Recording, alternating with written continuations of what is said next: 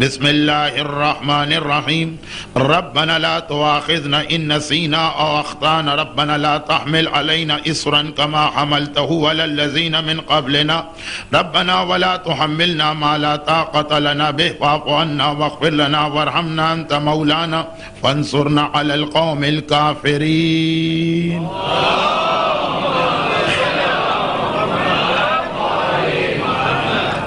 اے ہمارے پروردگار، ہمارا مواخذہ نہ کرنا، ہم سے کوئی سوال و جواب نہ کرنا، ہم سے حساب و کتاب نہ لینا۔ اگر ہم بھولے سے کوئی گناہ کر بیٹھے یا ہم سے خطا میں کوئی غلطی ہو گئی، اے پروردگار ہم پر وہ بوجھ نہ ڈال جو ہم سے پہلے کی 1,24,000 انبیاء کی امتوں پہ ڈالا گیا۔ اے خدا، اور ہم پر کوئی ایسا بوجھ نہ ڈال جو ہماری طاقت سے باہر ہو۔ اور یہ ساری رحمتیں نازل کرنے کے بعد بھی کہ بھول معاف، خطا معاف، آسان شریعت دے کر پرانے مشکل مسئلے معاف، اتنی آسانی کے بعد بھی پھر بھی اگر ہم سے کوئی گناہ ہو جائے، جب سہولتیں دی تو پھر گناہ کیوں؟ لیکن پھر بھی اگر کوئی گناہ ہو جائے تو واعف عنا واغفر لنا، ہمارے گناہ کو معاف بھی کرنا اور ہماری مغفرت بھی کرنا۔ ورحمنا، اور اپنی رحمت نازل کرنا، انت مولانا، تو ہی ہمارا آقا، تو ہی ہمارا مالک، تو ہی ہمارا سردار ہے، اور قوم کافرین کے خلاف ہماری مدد فرما۔ عرش الہی پہ اللہ کا رسول پہنچا، اور عرش میں نے عرض کیا کہ وہ منزل ہے کہ جو سدرۃ المنتہا کے بعد کے مراحل میں آتی ہے۔ اللہ کے رسول اپنے سفر معراج کی اصل منزل پہ پہنچے۔ اصل منزل نہ مسجد اقصی یعنی بیت المعمور تھی، اصل منزل نہ جنت تھی، اصل منزل نہ پہلے 7 آسمان تھے، اصل منزل نہ سدرۃ المنتہا تھی، اصل منزل نہ سدرۃ المنتہا کے بعد بڑے ہوئے وہ حجاب یا پردے تھے جو اللہ اکبر کی آواز سے دور ہوئے۔ اصل منزل وہ عرش الہی تھی کہ جہاں پہنچ کر اللہ اور حبیب کے درمیان اتنا فاصلہ رہ گیا کہ خود قرآن نے کہا فَكَانَ قَابَ قَوْسَيْنِ او ادنا، 2 کمان نہیں، اس سے بھی کم۔ اب یہ 2 کمان خود ایک بہت بڑا مسئلہ، اس لیے کہ پروردگار جسم و جسمانیت سے مبرہ اور منزہ، اور یہ فاصلہ ہمیشہ اس چیز کا ناپا جاتا ہے کہ جب 2 جسم ہوں، فاصلہ ہمیشہ 2 جسموں کے درمیان کا ناپا جاتا ہے۔ لیکن یہ علم کلام کا وہ مسئلہ جسے آج اس لیے نہیں چھیڑنا چاہتا۔ اس سفر معراج کی ہر تقریر کے شروع میں نے ذرا سا کوئی مشکل مسئلہ، کبھی کوئی تفسیری، کبھی کوئی کلامی، کبھی کوئی تاریخی مسئلہ چھیڑا کہ بات کی تقریر اگر آسان ہے تو چند لمحوں کے لیے مومنین کو متوجہ کرایا جائے ان مشکل مسائل پر۔ لیکن چونکہ آج کی تقریر اس کا آغاز ہی پے در پے 11-12 فقہی مسائل سے ہے، بلکہ جو لوگ فقہ سے زیادہ دلچسپی نہیں رکھتے ہیں شاید آج کی مجلس ان کو ذرا سی اکتا دینے والی محسوس ہو، اور شاید ان کو پہلے سے اس کا اندازہ بھی ہے، اسی لیے وہ آئے بھی نہیں ابھی۔ ربنا لا تواخذنا ان نسینا، عرش الہی پر پہنچنے کے بعد اب یہ بھی بیان کر دیا جائے کہ اللہ کے رسول نے یہ بھی ارشاد فرمایا کہ سفر معراج کے درمیان ہر وہ اہم جگہ جہاں ایک طرح سے نئی دنیا میں انٹری ہو رہی تھی، وہاں پہ میں نے ایک کلمہ یا ایک جملہ لکھا ہوا پایا، اور اس کے لیے 3 جگہ بتائیں، اور تینوں جگہوں پہ ایک ہی جملہ کہا۔ جب میں پہلے آسمان میں جا رہا تھا، سفر معراج کے ابتدائی مراحل تو دنیا کے تھے، اگرچہ ظاہری اعتبار سے مسلمانوں کے لیے وہ بھی نئی جگہ تھی، لیکن تھا تو یہی دنیا کا مسئلہ۔ آسمان اول یا پہلا آسمان وہ ہے جہاں سے اللہ کے رسول ایک نئی دنیا میں پہنچے۔ نمبر 2، بیری کا درخت جہاں پہ تمام ملائکہ حتیٰ جبرائیل کی بھی حد ہو گئی، وہاں سے آگے جبرائیل بھی نہیں بڑھتے ہیں۔ ایسی نئی دنیا جہاں کوئی نہیں گیا. اور نمبر 3 وہ آخری منزل جو اصل منزل مقصود یا فائنل ڈیسٹینیشن عرش الہی. اور تینوں جگہ پہ میں نے ایک جملہ یہ دیکھا کہ لا الہ الا اللہ محمد الرسول اللہ علی ولی اللہ، اور ساتھ میں یہ کہ اے حبیب میں نے تمہارا مددگار اس علی کو بنایا جو ہر مشکل موقع پہ تمہاری مدد کرے گا. آسمان اول پہ بھی یہ جملہ، سدرۃ المنتہا جہاں وہ بیری کا درخت ہے اس کے ساتھ بھی یہ بورڈ لٹک رہا، اور عرش الہی پر پہنچنے کے بعد جہاں قاب قوسین اور ادنا کی منزل. اور حدیث کے اندر جو ممبروں پہ اکثر پڑھی جاتی، چنانچہ میں صرف الفاظ پڑھ کے آگے بڑھ رہا ہوں. آج میری اس پریشانی کا بھی خیال رکھیے گا، یہ آخری مجلس ہے اور مجلس بھی ایسی ہے کہ اس مجلس کے فوراً بعد میری روانگی، چنانچہ میں بہت زیادہ طویل مجلس نہیں پڑھ سکتا ہوں. جو لوگ عادی ہیں میری آخری مجلس کے، وہ آخری مجلس جس کے بعد اگلے دن فلائٹ ہوتی، وہ کہہ رہے تھے کہ مولانا ہم تیار ہو کے آئیں گے 2 گھنٹے کے لیے. ٹھیک، میں 2 گھنٹے پڑھ چکا ہوں اور اکثر آخری مجلس ہو ہی جاتی. آج مسئلہ آپ کا نہیں، آج مسئلہ میرا ہے، اس لیے جلدی جلدی بات مکمل کرنا، ورنہ یہ روایت بھی بہت تشریح طلب کہ اے علی یہ سب معراج کے موقع پہ رسول نے نہیں فرمایا، یہ بات کے مراحل. جیسے جیسے مدینہ منورہ میں میرے مولا کی مخالفت شکل منافقین کی شکل میں بڑھتی چلی گئی، ویسے ویسے یہ حدیث پیغمبر ارشاد فرماتے گئے. ایک مرتبہ سارے فضائل نہیں بتا دیے، نہ لوگ بھول جائیں گے. ہر 2 مہینے بعد، ہر 3 مہینے بعد، ہر 1 مہینے کے بعد، بلکہ لگ بھی ایسا رہا تھا کہ ادھر منافقین کوئی شوشہ چھوڑتے تھے، ادھر اللہ کا رسول فضیلت علی کی کوئی حدیث نقل کرتا تھا تو اس میں اللہ کے رسول نے ارشاد فرمایا کہ اے علی اللہ نے 5 جگہ تمہیں میرے ساتھ رکھا. اگرچہ یہ ساری حدیث معراج کے بارے میں نہیں، لیکن اس میں 2 جگہ معراج کا تذکرہ کہ اے علی جس وقت میں پہلے آسمان میں داخل ہوا تو میں نے دیکھا کہ تم بھی گویا میرے ساتھ ساتھ چل رہے ہو. مولا اسی دنیا میں تھے کیونکہ دنیا حجت خدا سے ایک لمحے کے لیے خالی نہیں ہوتی، لیکن تم بھی میرے ساتھ ساتھ چل رہے ہو. پروردگارا میں تو علی کو مکے میں چھوڑ کے آیا ہوں، کہا کہ نئی دنیا، نیا علاقہ، نیا ماحول. اگرچہ اللہ کا رسول اس کائنات کی عظیم ترین شخصیت، اور اگرچہ قلب محمد وہ ہے جس نے 23 سال میں اس قرآن کو اپنے سینے پہ برداشت کیا، اور آیت نے کہا قرآن خود ایک ایسی چیز ہے کہ پہاڑ پہ نازل ہو تو پہاڑ کے ٹکڑے ٹکڑے. لیکن نئی جگہ ایک مرتبہ میں نے علی کی شبیہ کو تمہارے ساتھ بھیجا. یہ عجیب بات ہے کہ سفر معراج میں شبیہ کا تذکرہ بہت، دنیا کو جتنا شبیہ سے ضد ہوئی ہے پروردگار اتنا ہی عظمت شبیہ کو بیان کرتا چلا جا رہا. اب اللہ کا رسول کہتا پہلا آسمان سدرۃ المنتہا پہ تو جبرائیل بھی ساتھ چھوڑ گئے، اور ابھی وہ 7 پردے میں عرش پر پہنچا. اچھا یہ خود اپنی جگہ ایک مسئلہ، کائنات کی وہ جگہ جہاں آج تک کوئی انسان نہیں گیا، پہلی بار اللہ کے رسول گئے.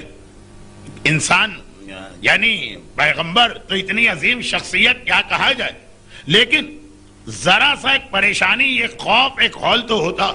میں نے دیکھا کہ عرش الہی اس کے اوپر ایک طرف تو وہ عبارت لکھی ہے جو آپ نے سنی، اور دوسری طرف یا علی تم کو وہاں اپنے سے پہلے موجود پایا. پروردگارہ کہ علی یہاں آ گئے؟ نہیں، تمہاری تسلی اور تسکین کے لیے شبیہ علی کو یہاں بھیجا گیا، کیونکہ ہمیں معلوم ہے کہ اس کائنات میں تمہارے دل کو سکون پہنچانے والی سب سے بڑی چیز علی، اسی لیے علی کی شبیہ کو یہاں پہنچایا گیا. اے علی آسمان اول پہ تم میرے ساتھ نظر آئے. اے علی عرش الہی پہ جہاں قاب قوسین اور ادنا کا فاصلہ تھا وہاں پہ تم میرے ساتھ نظر آئے. اور اس کے بعد تیسری چیز بھی معراجی سے متعلق، میں نے کہا تھا 2 نہیں 3 چیزیں. اور اے علی بس یہ ہے آج کی مجلس، یعنی یہاں سے مجلس آگے بڑھ رہی. اے علی جب میں نے عرش الہی پر پہنچ کر اپنی مناجات شروع کی تو پروردگار نے جو مجھے عطا کیا وہ سب میرے ساتھ تمہیں بھی عطا کیا سوائے لا نبی آبادی، سوائے اس کے کہ اب نبوت جو کہ مجھ پہ ختم ہو رہی، جو عرش الہی پہ میں نے مانگا وہ سب اللہ نے تمہیں بھی عطا کیا، تم میرے شریک ہو گئے معراج کی ساری نعمتوں، ساری برکتوں اور ساری رحمتوں میں۔ اور اے علی اس کے بعد چوتھی منزل جہاں پروردگار نے تمہیں میرے ساتھ شریک کیا، یعنی دنیا میں جہاں جہاں شریک ہوئے۔ ایک سوال آپ کے ذہن میں آ سکتا ہے میرے ساتھ تو یہ بھی ایک بہت بڑا مسئلہ کہ میں ایک موضوع پہ بات کر رہا ہوتا ہوں اور ذہن اس طرف ہوتا کہ جو میں بات کر رہا ہوں اس پہ اب کیا کیا اعتراضات اٹھیں گے، جو مومنین کرام میرا شکار کرنے کے لیے مجلس میں بیٹھے ہیں وہ کیا کیا باتیں کہیں گے، تو میرے ذہن میں بھی ساری باتیں تو نہیں آ سکتی، جتنی میرے ذہن میں آتی ہے ان کا جواب بھی میں دینے کی کوشش کرتا ہوں، جس سے وہ لوگ الجھ جاتے ہیں جو کہتے ہیں مولانا نہ ہمیں کوئی اعتراض کرنا ہے نہ اعتراض کرنے والوں سے تعلق ہے، ہم سیدھی سادھی مجلس پڑھنے آئے ہیں، سننے آئے ہیں، آپ ہمارے لیے بیان جاری رکھیے۔ نہیں، ان کا خیال کرنا ہوتا، اگرچہ اتنا خیال کرنے کے بعد بھی کہ وہ کیا کیا باتیں کہہ سکتے ہیں ان ایڈوانس میں اس کا جواب دیتا ہوں، پھر بھی بہت سی باتیں رہ جاتی، اس لیے کہ پتہ نہیں کیوں اللہ نے میرا ذہن تنقید والا بنایا ہی نہیں۔ ایک طریقہ یہ کہ کیسے آدمی اعتراض کرے گا یہ وہی سوچ سکتا ہے جس کا ذہن بھی ایسا، جیسے آپ نے مشہور بات سنی ہے نا کہ ایک صاحب کا گدھا کھو گئے، ڈھونڈ ڈھونڈ کے تھک گئے، کہیں مل کے نہیں دے رہا، لوگوں سے دوستوں سے سب سے کہا کوئی نہیں ڈھونڈ سکا، ایک صاحب نے کہا میں ڈھونڈ کے لاتا ہوں، لے کے بھی آ گئے۔ ارے تم کیسے لیا؟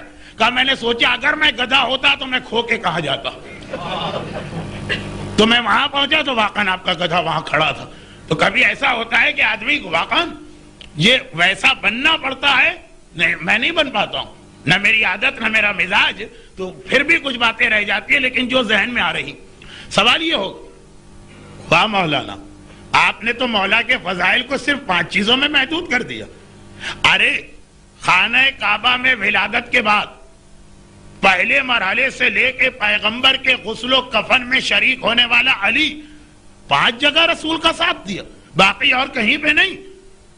یہ آپ فضائل علی نہیں بتا رہے، یہ آپ تقصیر کا مظاہرہ کر کے مقصر بن کے تنقید سے شان علی کر رہے ہیں۔ ایک سوال آ سکتا تو سفر معراج کیا؟ سفر معراج کیا؟ ان سین دنیا کو دیکھنا، جہاں عام انسانوں کی نگاہیں نہیں جا رہی۔ سفر معراج میں 2 باتیں یاد رکھیے گا، سفر معراج میں ماضی بھی ہے جو گزر چکا اور سفر معراج میں مستقبل بھی ہے جو آنے والا۔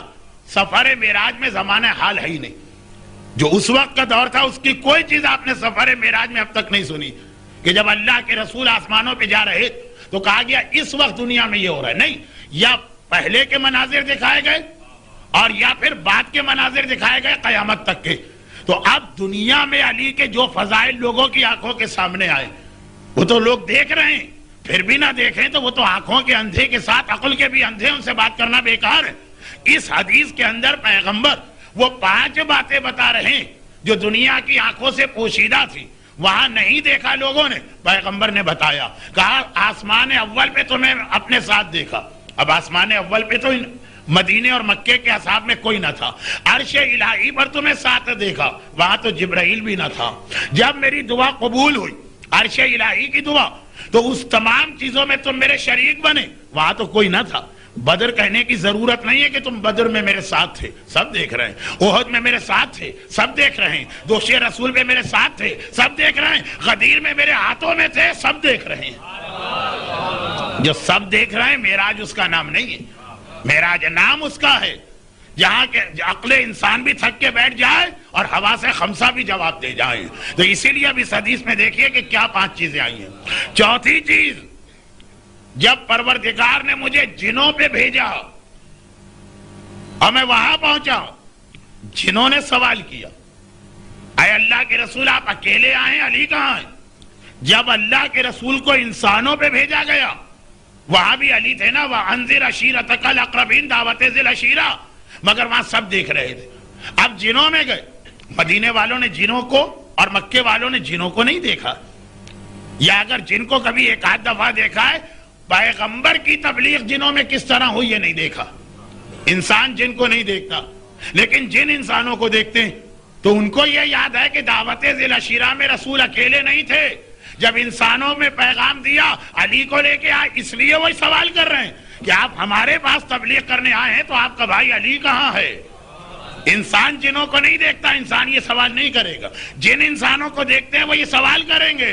تو پیغمبر کہتے ہیں کہ یا علی، اس وقت ایک بار میں نے اپنے بائیں طرف دیکھا تو تم میرے ساتھ ساتھ اس تبلیغ میں بھی شریک تھے. خالی دعوت ذی العشیرہ میں علی ساتھ میں نہیں ہے، جو جنوں کو دعوت تبلیغ دی گئی اس میں بھی علی ساتھ ہے. اور پانچویں اور آخری چیز، یہ پانچویں چیز وہ تھی جہاں سے مجھے سفر معراج کی ایک وہ روایت نقل کرنا تھی جس کا وقت نہیں، اور پہلی مجلس میں میں نے اس کا ذکر کیا تھا. لیکن بس ایک جملہ، بدر نہیں بتایا، احد نہیں بتایا، خیبر نہیں بتایا، خندق نہیں بتایا، شب ہجرت نہیں بتایا، دعوت ذی العشیرہ انسانوں والی نہیں بتائی. سب دیکھ رہے ہیں. کہا 5 جگہ تم میرے ساتھ ہو، اور آخری جگہ کیا بتائی؟ وہی کہ اب تک کسی نے نہیں دیکھا. جب رجعت کے زمانے میں ہم لوگ واپس آئیں گے اور میرے ہاتھ سے شیطان مارا جائے گا اور سارے کافر مارے جائیں گے، آیا علی اس وقت تم بھی میرے ساتھ آؤ گے اور میرے ساتھ تلوار چلا رہے ہوگے. درود بھیجے محمد والے.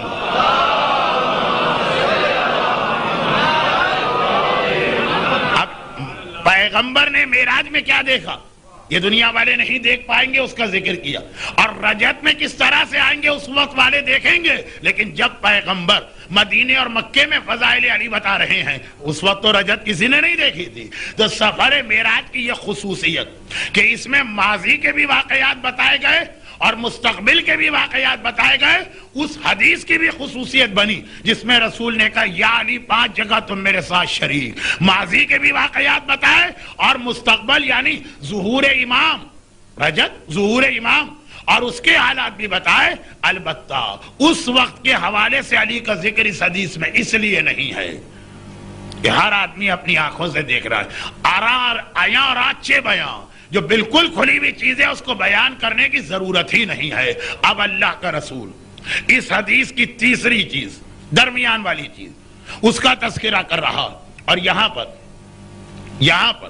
ایک بات اور یاد دلا دی جائے کہ وہ جو برزخ میں پیغمبر نے مناظر دیکھے اس میں کچھ مناظر ایسے تھے، کچھ میں نے تو برزخ کے مناظر پڑھے ہی نہیں، کچھ مناظر ایسے تھے جس کا تعلق حضرت عیسیٰ یا حضرت موسیٰ یا حضرت ابراہیم یا حضرت نوح ان کی امت سے تھا.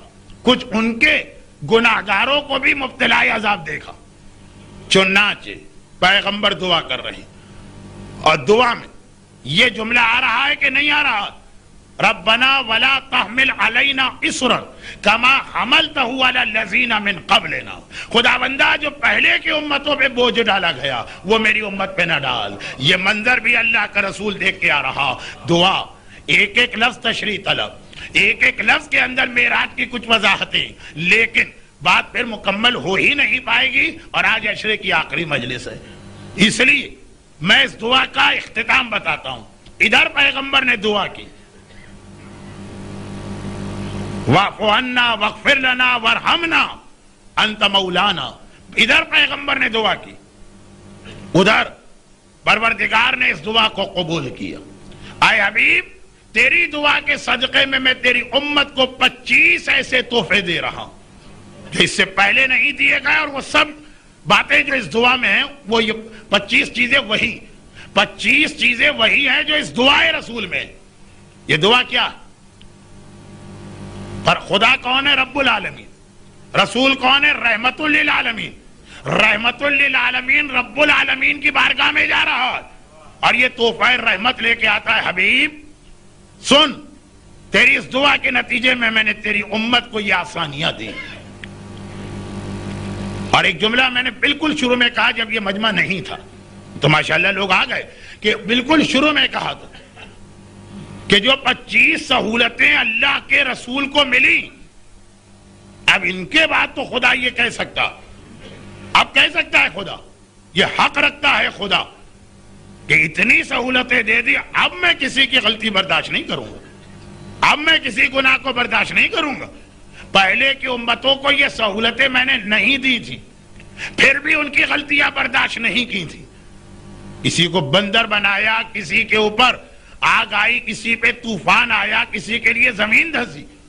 ان کو کوئی نرمی نہیں دی تھی، پھر بھی ان کا گناہ میں نے برداشت نہ کیا. تمہیں تو اتنی آسان اور اتنی نرم شریعت دے دی، تو اب تو مجھے یہ کہنے کا حق ہے کہ اب میں کسی کا گناہ برداشت نہیں کروں گا، اب سزا ملے گی. لیکن نہیں، رحمت للعالمین ساری سہولتیں مان کے پھر آخر میں کیا کہہ رہا ہے؟ ورحمنا، یہ ساری سہولتوں کے بعد بھی ہے خدا ہم پہ رحمت نازل کرنا. تو اب 25 تحفوں میں آپ دیکھیے گا یہ ٹکڑا بھی ہے. شریعت کو آسان ترین بنانے کے بعد، بھئی اسکول ٹیچر نے بچوں کو کام دیا کل ہوم ورک کر کے آنا. بچوں نے شور مچایا، بہت زیادہ ہم نہیں کر سکتے، آدھا کر دیں. اس نے آدھا کر دیا. بچوں نے کہا اچھا آپ اور کم کر دیں.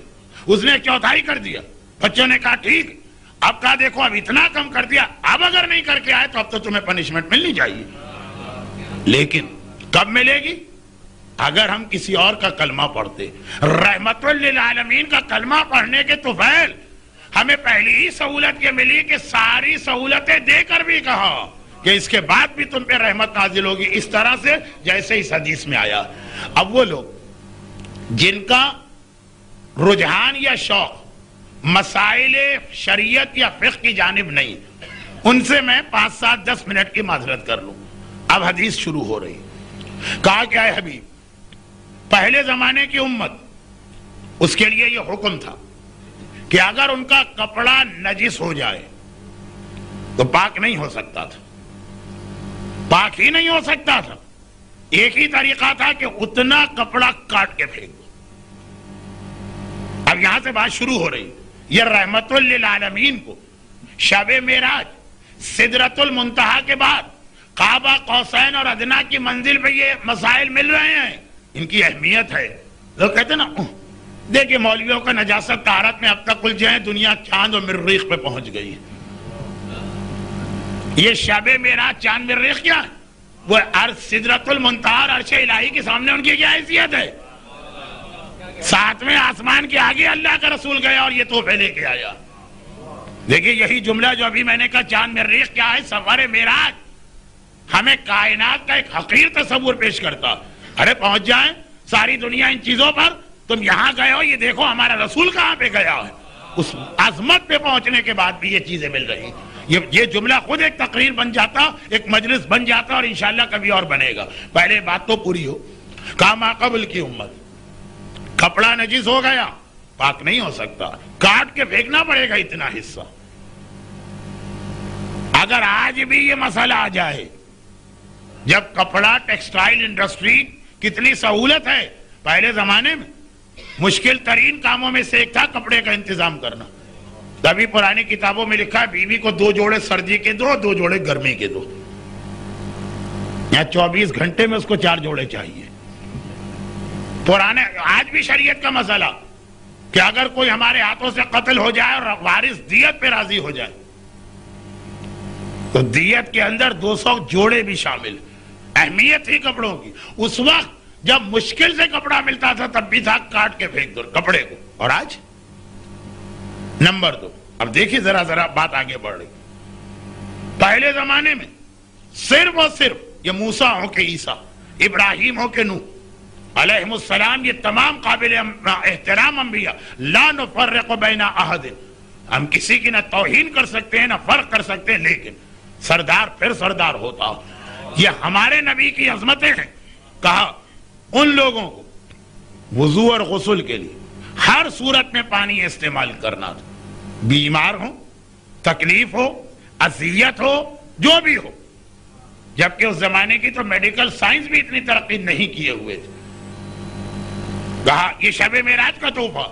دوسرا کہا کہ اب تمہارے لیے مٹی یعنی تیمم بھی جائز. یہ وہ تقریر ہے کہ اگر میں اپنے اس مجمع میں کرتا جو مزاج رکھتا ہے مسائل کا، یا وقت زیادہ ہوتا تو ایک مسئلے کی تشریح میں 2 منٹ لگاتا. نمبر 3، پہلے زمانے میں نماز کی اجازت صرف اور صرف مسجد میں تھی. اللہ کا رسول کہہ رہا ہے شب معراج مجھے یہ تحفہ ملا. آپ سفر کر رہے ہیں, آپ گھر سے باہر ہیں, آپ مسجد سے باہر ہیں, وقت نماز آیا, جہاں بھی آپ کا دل چاہا آپ رکے, آپ نے گاڑی روکی, آپ پیدل چل رہے ہیں, پارک میں رکے, گراؤنڈ میں رکے, میدان میں رکے, دوست کے گھر ہیں, رشتہ دار کے گھر ہیں, سفر میں گئے ہیں, وہیں آپ نے وضو کیا, نیت کی, قبلہ رخ, نماز پڑھی, نماز ہو گئی. پہلے ایسا نہیں تھا. کہیں بھی ہو, کتنا ہی لمبا سفر طے کر کے جانا پڑے, مسجد کے اندر جانا پڑے گا, اس کے علاوہ نماز کی اجازت نہیں. سننے میں چاہیے ایسا آپ کو مسئلہ نہ لگے, لیکن خود ہی سوچیے اگر ہر نماز میں یہ پابندی آ جائے. یہ شارجہ کے مومنین جن میں سے ہر دوسرے کے پاس گاڑی ہے, وہ اس کو نہیں نبھا سکتے. اور چوتھا جملہ بھی اس تیسرے سے ملائیے تو زیادہ اندازہ ہوگا. اور کہا کہ پہلے زمانے میں 50 نمازیں واجب تھی, ہے حبیب میں تجھے تیری امت پہ صرف 5 نمازیں واجب کر رہا ہوں, لیکن 5 اس شان کے ساتھ کہ ثواب وہی 50 کا ملے گا, پڑھنا پڑیں گی خالی 5 نمازیں.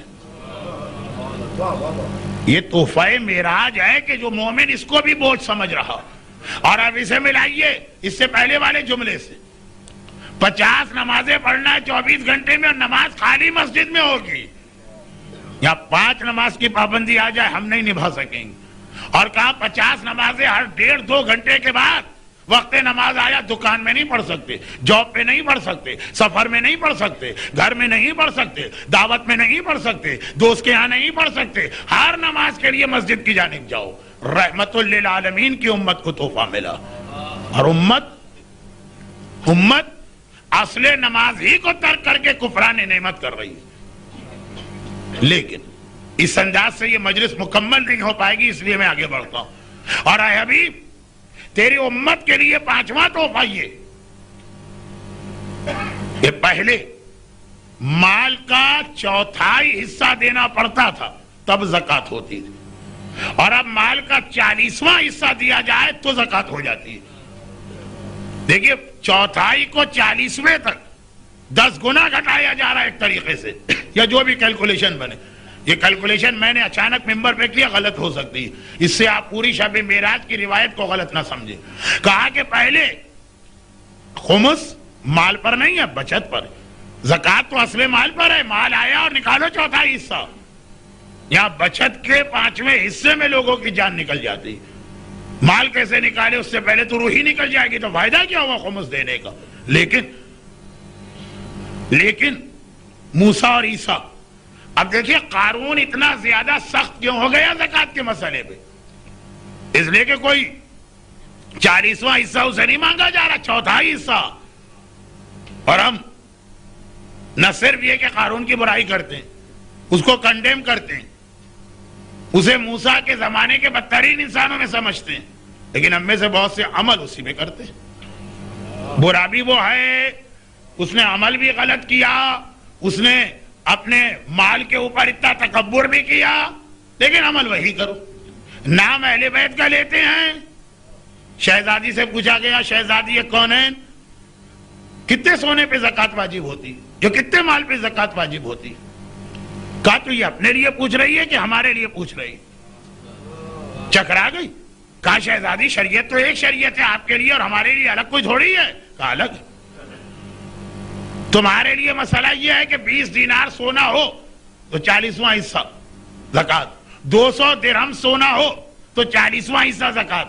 اچھا درہم تو چاندی ہوتا, 20 دینار سونا ہو یا 200 درہم چاندی ہو تو زکوٰۃ ہے. اور ہمارا مسئلہ یہ ہے کہ گھر میں 20 دینار سونا رہا کیسے, یہاں تو جو صبح آتا ہے شام کو ختم ہو جاتا ہے, راہ خدا میں خرچ کر دیا جاتا. ہمارا مسئلہ یہ کہ ایسی چیز گھر میں بچی کیسے کہ زکوٰۃ واجب ہو جائے. یہ ہے اہل بیت کا مزاج, وہ ہے قارون کا مزاج.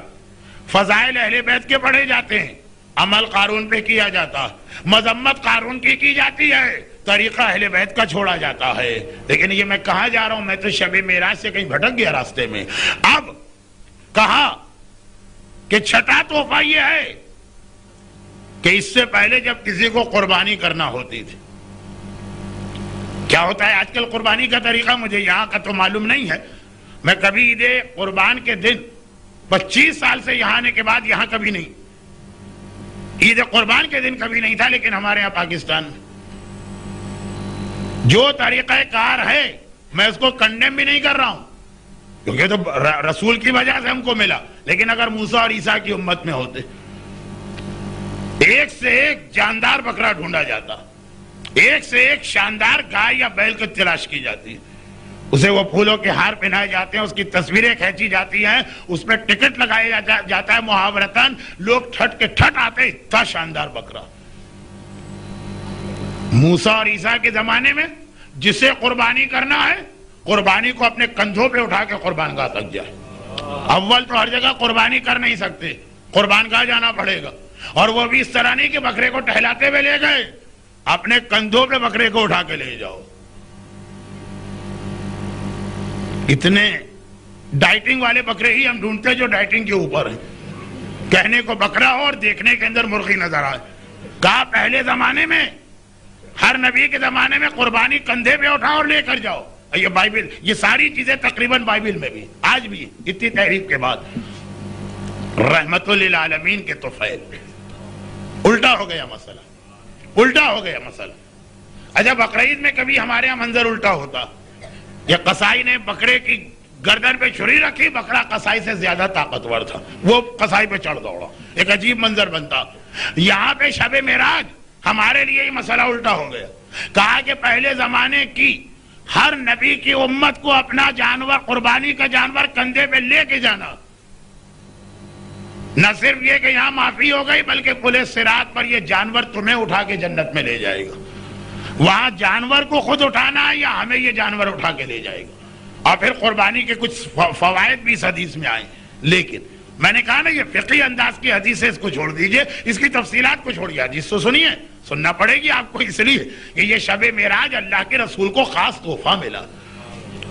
بات آگے بڑھی، کہا کہ پہلے زمانے سے میری مراد عام زمانہ نہیں ہے، انبیاء کی امتیں۔ میں نام بار بار اس لیے نہیں لے رہا ہوں کہ مجھے کبھی کبھار یہ ایسا لگ رہا ہے کہ شاید کسی نبی کی توہین کا پہلو نہ آ جائے، لیکن مراد یہی انبیاء ہیں، ابراہیم ہو کہ نوح ہو کہ موسیٰ ہو کہ عیسیٰ ہو کہ ہارون ہو کہ سلیمان ہو کہ داؤد ہو۔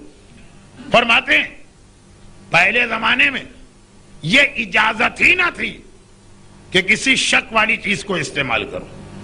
شک ہو رہا ہے کہ یہ کھانا پاک ہے کہ نجس، مسلمان نے دیا، آج اجازت ہے کھا لو۔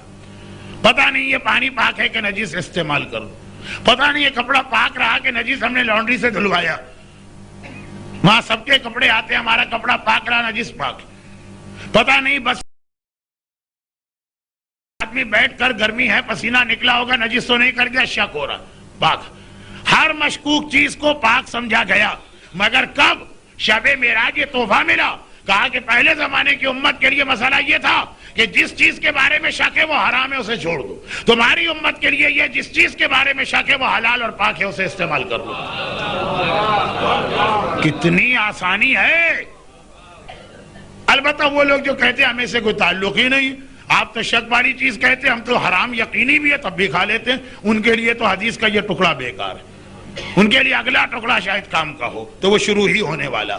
یہ 25 تحفے اللہ کا رسول شب معراج، مشکوک چیز تیری امت کے لیے پاک کی گئی۔ بھول، ما قبل کی امت میں بھول معاف نہیں تھی، یہ تو دعا تھی نا، لا تؤاخذ ان نسینا، یہ اب وہ شروع ہو گئے وہ جملے۔ بھول کے عالم میں اگر کوئی کام کر لیا تو معاف، یہ شب معراج کا تحفہ ہے، پہلے معاف نہیں تھا۔ مثلا روزہ آپ کا ہے، بھولے سے آپ نے کچھ کھا لیا، موسیٰ کے امتی ہوتے یہ روزہ بھی پورا کرنا ہے، بعد میں اس کے قضا بھی کرنا۔ حالت نماز میں بھولے سے آپ بول اٹھے، یہ نماز بھی پوری کرنا ہے، دوسری نماز بھی پڑھنا، اور جتنے بھی بھول کے مسئلے، بھول کے عالم میں آپ نے قرآن غلط پڑھ دیا، بھول کے عالم میں دعائے کمیل کے الفاظ کچھ تھے کچھ نکل گئے، اب بہت ساری مثالیں، یعنی تو ایسا دلچسپ فقہی مسئلہ ہے کہ 100 مثالیں تو میں ابھی بغیر سوچے سمجھے دے سکتا ہوں۔ لوگ کہتے ہیں آپ کا پورا اشرا ہی لگتا ہے کہ بغیر سوچے سمجھے پڑھا جا رہا ہے، ان لوگوں کی بات تو چھوڑے۔ لیکن کہا حبیب تیرے طفیل، تیری امت میں بھول معاف، یعنی اگر روزے میں بھولے سے کھا لیا روزہ صحیح، نماز میں بھولے سے بول اٹھے نماز صحیح ہے، سجدہ صاحب کرنا اگر نہ بھی کیا اس کا گناہ ملے گا، نماز غلط نہیں، اور بے شمار اس کے مسئلے۔ بھول کے عالم میں بیوی سے کہا تمہیں طلاق ہے، وہ طلاق ہی نہیں، بھولے سے قسم کھا لی، قسم ہی نہیں، بھولے سے منت مالی منت ہی نہیں. اب کتنے مسئلے, ہر مسئلہ جو ہے وہ پھر ایک مثال بن جائے گا تو بات لمبی ہوگی. یہ ربنا لا تؤاخذنا ان نسینا, یہ پہلے زمانے کے نبی کی امت کو بھول معاف نہیں تھی. ہر بھول کی سزا تھی کہ اس عبادت کو پورا بھی کرو اور اس کے بعد اس کی قضا بھی کرو. اور اے حبیب, اخطانا ان نسینا او اخطانا, خطاً تم لوگوں سے, تمہاری امت سے اگر کوئی غلطی ہو گئی, ایک بھول ہوتا ہے, ایک خطا ہوتی ہے.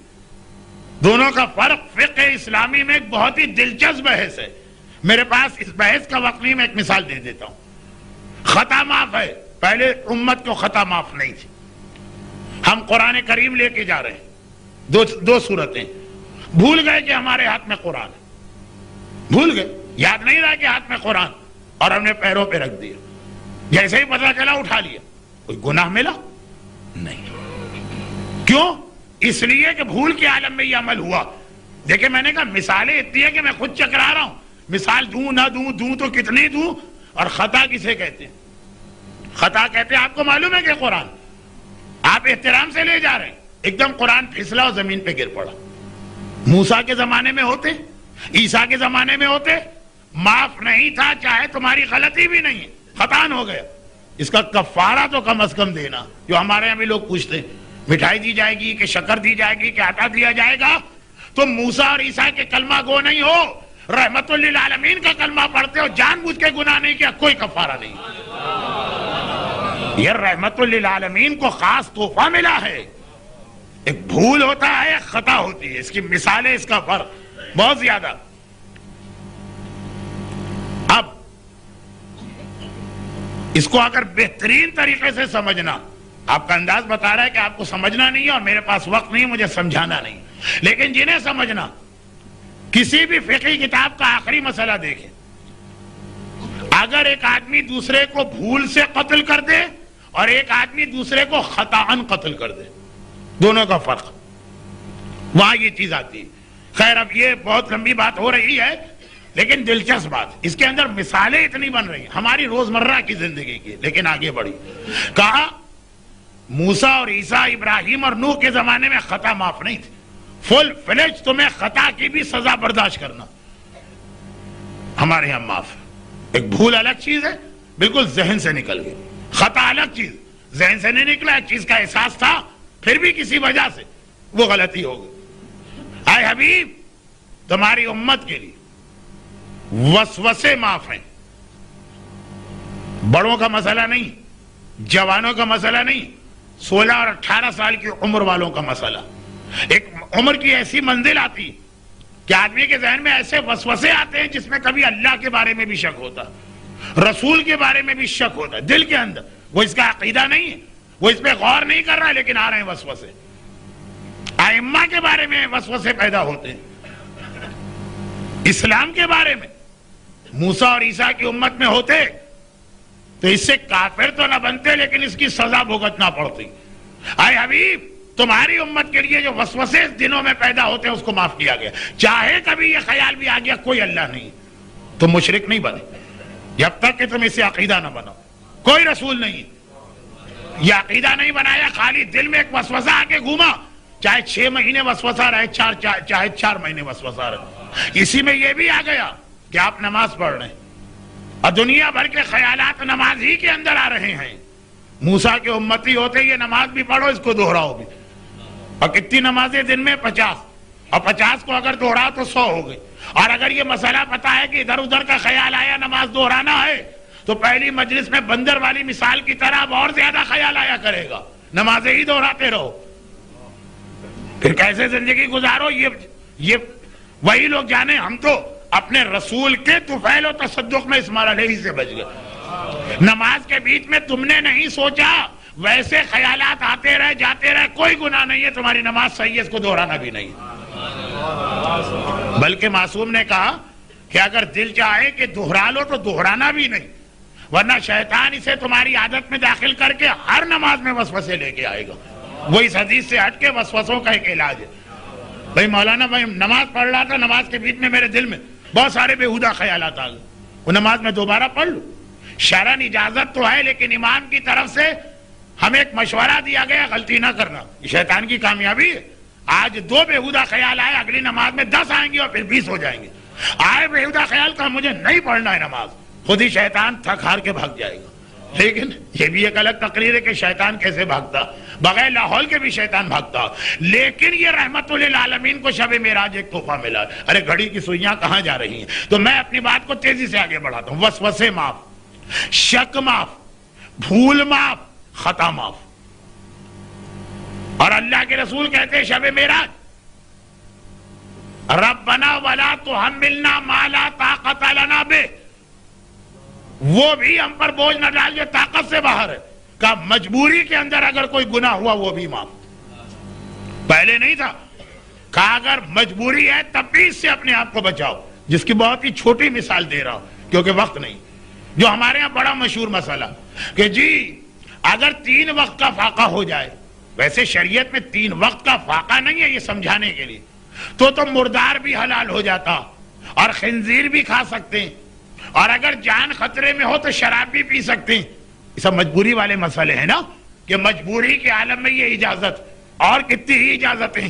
2 چھوٹی سی مثالیں دے دوں، اس لیے کئی مثالیں پیش آ رہی۔ عورت، شب معراج کی تقاریر میں عورتوں کے حوالے سے کتنی ایسی باتیں آئیں جس میں عورت کے چند گناہوں کا تذکرہ۔ اس کے باوجود نہ صرف یہ کہ بڑے شوق سے خواتین آ رہی، بلکہ یہ درخواست کرتی ہوئی بھی لمبی پڑی ہے کیونکہ کل صبح ان کو آفس نہیں جانا ہوتا، اور زیادہ ایسی روایتیں پڑھی ہے کیونکہ انہیں اپنی اصلاح کرنا ہے، اس لیے چاہتی ہیں کہ جو باتیں نہیں بھی ابھی سنی وہ بھی مرنے سے پہلے پتہ چل جائیں۔ اچھا اب دیکھیے عورت کے حوالے سے بات، بیمار ہے عورت، کہاں تو نامحرم کو ایک بال نہیں دکھا سکتی، آپریشن کی ضرورت ہے، بریسٹ کینسر کا آپریشن ہے مثلا، جسم کے ایسے حصے کھولنا پڑتے ہیں کہ کوئی غیرت مند برداشت نہ کرے، لیکن کا اجازت کیونکہ مجبور۔ بلڈ پریشر چیک کرانا، نبض چیک کرانا، جہاں مجبوری۔ موسیٰ اور عیسیٰ کی امت کی عورتوں کو یہ اجازت نہیں تھی، کہا مجبوری ہے تب بھی جو حرام ہے نہیں کر سکتے، ذرا سے بھی شریعت میں کہیں اجازت نہیں۔ بینک کی نوکری اگر سودی ڈپارٹمنٹ میں تو حرام، لیکن اگر آدمی کے پاس اس کے علاوہ کوئی ذریعہ معاش نہیں اور اس وقت وہ انتہائی مجبور ہے گھر کا خرچہ چلانے کے لیے، تو عارضی طور پر اس کی اجازت ہے دوسرا جاب ڈھونڈتا رہے۔ موسیٰ اور عیسیٰ کے زمانے میں نہیں تھا، مر بھی جاؤ تب بھی سود کی اجازت نہیں ہے کیونکہ مجبوری اس امت کے لیے معاف نہ تھی۔ پیغمبر نے معاف کروائی شب معراج، یہ بھی کہا کہ ربنا لا تحملنا ما لا طاقت لنا بہ، ارے وہ گناہ بھی معاف کر دے، وہ حکم شریعت ساقط کر دے، وہ واجب ساقط کر دے، وہ حرام حلال کر دے جس کی طاقت ہم میں نہیں ہے۔ اور اسی شب معراج کی دعا سے پہلے والی آیت ہے لا یکلف اللہ نفسا الا وسعها، اسے خاص طور پہ پروردگار نے بتایا یہ کہنے کے لیے کہ اے امت رسول، عظمت رسالت کو پہچانو، احسان مانو اس پروردگار کا جس نے تمہیں اس رسول کی امت میں پیدا کیا۔ بات آگے بڑھی، شک، بھول، خطا، مجبوری کا مقصد کیا ہے؟ ناممکن کام نہیں ہے، ہمارے لیے ممکن ہے لیکن بہت مشکل ہو رہی ہے۔ اس میں حجاب کا مسئلہ بھی آ گیا، سود کا مسئلہ بھی آ گیا، خنزیر کھانے کا مسئلہ بھی آ گیا، شراب پینے کا مسئلہ بھی آ گیا، مثالیں اور بہت سی آئیں۔ اور جتنے عرصے ایک آدمی، اب یہ جو ہے نا جو جملہ میں کہہ رہا ہوں یہ فقہ میں اتنی تفصیل والا کہ اس میں مجھے معاف کیجئے گا کہ میری بات نامکمل بھی ہوگی، مبہم بھی ہوگی، پھر بھی نظر انداز کیجئے گا۔ اور جس عرصے میں عقل نہ ہوگی اس زمانے کے گناہ بھی معاف ہے۔ یہ کیا چیز ہے؟ اس کے اندر جو بہت ہی واضح مثال کہ اگر آدمی نیند کے عالم میں ہے، سو رہا ہے، اور اس نے اس نیند کے عالم میں کسی کو قتل کر دیا، موسیٰ اور عیسیٰ کے زمانے میں ہوتا تمہیں قتل کیا جائے گا بدلے میں، ارے ہم سو رہے تھے ہمیں کیا پتا، کہا نہیں، چاہے اس کی وجہ سے تمہیں آخرت کا عذاب نہ ملے لیکن دنیا کی سزا آئے گی۔ امت رسول میں داخل ہوئے عقل، یہ پیغمبر کو ایک خاص تحفہ ملا کہ جتنے عرصے عقل نہیں، اس کے اندر غشی بھی آتی ہے، بے ہوشی بھی آتی ہے، نیند بھی آتی ہے، نابالغ ہونے کا زمانہ بھی آتا۔ نیند میں اگر آدمی قتل کر دے، نیند میں کیسے قتل ہوتا؟ کچھ لوگوں کو نیند میں چلنے کی عادت ہوتی، اور کچھ لوگ ہماری طرح سے ڈائٹنگ نہیں کرتے، سوتے سوتے بستر سے نیچے گرے، نیچے بیچارہ کوئی بچہ سو رہا تھا، بلکہ آج سے 10 سال پہلے جو میرا وزن تھا اس میں تو کوئی بڑا بھی سو رہا، وہ تو چلا گیا۔ ایک صاحب نے کہا نا کہ بھائی کل تو بڑی خیریت رہی، میں عمارت میں 10ویں منزل پہ بالکونی میں کھڑا تھا، ایک دم دھکا لگا، میں نیچے گر گیا لیکن بچ گیا۔ دوسرے نے کہا تم تو بچ گئے، 4 آدمی تمہارے نیچے آ کے مر گئے۔ تو اب یہ جو ہے نا نیند، یہ والی مثال تو خیر مجبوری کی تھی، یہ بھی معاف ہے۔ معاف کا مطلب کیا ہے؟ کوئی دیا ویا تو دینا ہے، قتل نہیں ہونا۔ اب یہ بہت اس کی مثال ہے اور بڑا انٹرسٹنگ مسئلہ ہے، لیکن وقت، اس لیے کسی اور موقع کے لیے یا فقہی کتابوں میں تفصیل دیکھی، ذرا سا انداز گفتگو بدلے۔ یہ 13 چیزیں میں نے بتائی ہیں جو شریعت کے مختلف مسائل، پیغمبر کی دعا کی پہلی 4 چیزوں کا نتیجہ، ربنا لا تؤاخذنا ان نسینا، بھول، او اخطانا، خطا، ربنا لا تحمل علینا اسرا کما حملتہ علی الذین من قبلنا، ابراہیم اور موسیٰ اور عیسیٰ کی امت والے احکامات معاف، ربنا لا تحملنا ما لا طاقت لنا بہ۔ یہ 4 چیزیں دعائے رسول، اس میں یہ 13 باتیں شب معراج میں رہی، 25 میں سے 13۔ آگے چلیے، پیغمبر یہ بھی تو کہہ رہے ہیں کہ یہ سہولتیں ملنے کے بعد بھی فاعف عنا واغفر لنا، اے خدا ہمیں معاف فرما اور مغفرت فرما۔ دونوں کا فرق ذرا دیکھیے گا، اور پھر یہ حدیث کا باقی ماندہ جملہ سنیے گا۔ معاف کرنا ایک چیز ہے، مغفرت، اچھا کبھی آپ نے غور کیا غفارہ کے معنی کیا؟ آپ تو ماشاءاللہ عرب دنیا میں رہتے ہیں، عربی میں اس کے معنی کیا ہیں؟ غفارہ کے معنی ہے کسی چیز پہ پردہ ڈالنا۔ مغفرت کہتے ہیں کہ آدمی کی عیب، خرابی، گناہ، اس کو چھپانا، اس پہ پردہ ڈالنا، اور واعف عنا، معاف کرنا۔ معاف کرنا ایک مرحلہ ہے، اس کو چھپانا الگ مرحلہ ہے۔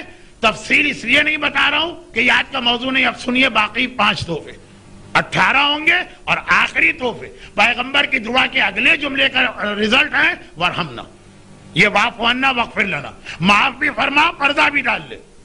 کہا کہ اے حبیب، تمہاری امت کو ایک سہولت اب یہ ملی ہے، 13 کے بعد کی 14ویں چیز ہے، ایک سہولت یہ ملی ہے کہ پہلے اگر کوئی بھی گناہگار گناہ کرتا تھا، یہ 2 چیزیں 14 اور 15، گناہ آدمی کہاں کرے گا؟ یا گھر میں کرے گا یا باہر کرے گا۔ اگر آدمی گھر میں گناہ کرتا تھا تو اس کے گھر کے دروازے پر، جہاں آدمی اپنے نیم پلیٹ لگاتا ہے، نام لکھتا ہے آج کل، وہاں یہ لکھا ہوا آ جاتا تھا کہ اس نے کیا گناہ کیا۔ ادھر آپ گھر میں گناہ کر رہے، باہر لکھا ہوا آ گیا کہ اس گھر میں یہ آدمی یہ گناہ کر رہا۔ ایک ہوتا ہے گناہ، ایک ہوتی ہے توبہ، ایک ہوتی ہے معافی، ایک ہوتی ہے رسوائی۔ ہمیں پتہ بھی نہیں، وہاں لکھا ہوا ہے سارا محلہ جو گزر رہا پڑھ رہا۔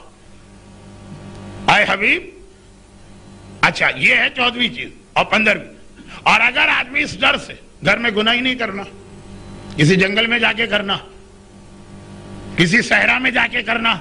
پہلے زمانے میں موسیٰ اور عیسیٰ کے حالات میں کئی جگہ آتا، گناہگار صحرا میں تھا، جنگل میں تھا، گھر میں کیوں نہیں تھا؟ اس لیے نہیں تھا کہ وہاں گھر کے دروازے پہ آ جاتا کہ یہ فلاں گناہ کر رہا، اور لوگ بھی ایک دوسرے کے دروازوں کو ہر وقت چیک کرتے رہتے تھے۔ چٹپٹی بات ہوتی ہے نا، آج کیا لکھا ہوا آ رہا ہے، وہاں کیا لکھا ہوا آ رہا ہے۔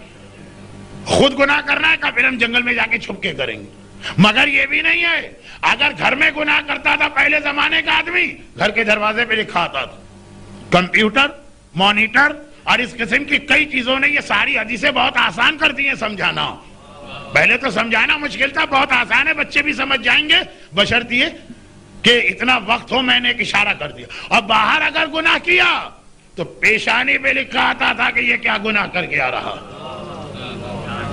آئینے تو تھے نہیں پہلے زمانے میں اتنے، ہم گناہ کر کے مونچھوں کو تاؤ دیتے ہوئے آ رہے ہیں کہ جی ہم نے گھر میں گناہ ہی نہیں کیا۔ تو گھر کے دروازے پہ تو نہیں آئے گا، دیکھا کہ سب لوگ ہماری پیشانی کو دیکھ رہے ہیں۔ جیسے کسی کے پیچھے اگر کوئی آدمی لکھ دے یا کوئی ایسا نشان بنا دے تو سب دیکھتے ہیں نا، اب سب سامنے دیکھ رہے ہیں، کیا پتا اسے یہاں لکھا یہ زنا کر کے آیا، یا غنا سن کے آیا، یا غیبت کر کے آیا، یا حرام کھا کے آیا۔ اے حبیب، تم نے کہا فاغفر لنا، گناہ معاف الگ ہو، پردہ الگ ڈالا جائے۔ دیکھیں بعض اوقات گناہگاروں کو معافی ملی ہے، گناہ پہ پردہ نہیں پڑا ہے، معافی الگ پردہ الگ۔ اب تمہارا امتی چاہے گھر میں گناہ کرے تب بھی کسی کو پتہ نہیں چلے گا، باہر گناہ کرے تب بھی پتہ نہیں چلے گا، خود ہی بتانا چاہے تو یہ اس کی مرضی ہے۔ خدا رسوا نہیں کر رہا، خدا رسوا خود ہی کسی کو شوق ہے۔ بھائی کل بڑا مزہ آیا، ہم گئے تھے میک ڈونلڈ کا، ہم نے فلاں برگر کھا لیا۔ اب تم خود ہی کہہ رہے ہو تو تمہارا اب اللہ کیا کرے اس میں؟ نعوذ باللہ، یا تو اللہ بھی مجبور ہو گیا، اس نے تو بہت کوشش کی تمہارا گناہ چھپانے کی۔ خیر، اس کی ایک بہترین مثال، یہ تو ذرا ہلکی مثال تھی، اس کی ایک بہترین مثال، بھائی آپ گئے تھے پاکستان میں، آپ کی بیٹی کی شادی تھی، ہاں شادی تھی، اور یہ کیسٹ لے کے آئے ہیں، سارے گناہ باقاعدہ خود ہی ریکارڈ کر کے رکھ دیے اور ایک ایک کو دکھاتے پھر رہے ہیں، ایک ایک کو یہ کیسٹ، شادیوں کے کیسٹ، وہ تو گھروں گھروں میں تقسیم ہوتے ہیں۔ یہ کیا ہے؟ فرشتوں کو بھی ہم نے زحمت سے بچا لیا۔ آئے کرامن کاتبین، تم کیا ہمارے گناہ لکھو گے؟ تم تو خالی لکھو گے نا۔